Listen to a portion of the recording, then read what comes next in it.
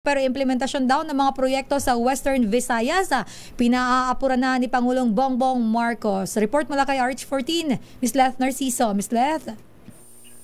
Si Sir L. Romel, inatasan ni Pangulong Ferdinand Marcos Jr. ang kaukulang mga ahensya ng gobyerno na siguruhin ang mabilis na implementasyon ng mga proyektong pangkaunlaran sa Western Visayas. Sa ginanap na Regional Development Council meetings na pinangunahan ng Pangulo kasama ang RDC 6 sa Iloilo City, partikular na pinag-usapan ang mga proyekto sa rehiyon. Kabilang dito ang Halaur River Multipurpose Project Stage 2 at Panay Guimaras Negros Bridges.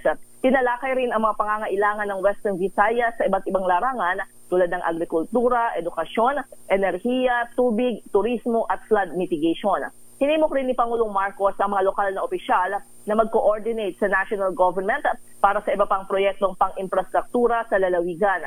Mas kabisado anya ng mga ito kung ano ang kailangan ng kanilang lugar at maaari itong iparating sa pamahalaan. Samantala, wala pang reaksyon si Sir L. Romel ang Malacanang tungkol sa talumpati na yan ni dating Pangulong Rodrigo Duterte at aabangan natin kung magre-react nga ba ang palasyo.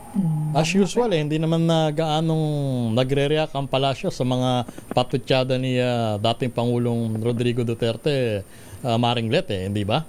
Totoo yan, Romel. Magkikibit-balik lang at ngingiti si Presidente kapag natanong tungkol dyan. Siguro sa 10 beses na bumanat si dating Pangulong Digong Duterte, siguro maswerte na kung dalawa doon sa mga talumpati niya ang bibigyan ng reaksyon ng Malacanang, hindi ba?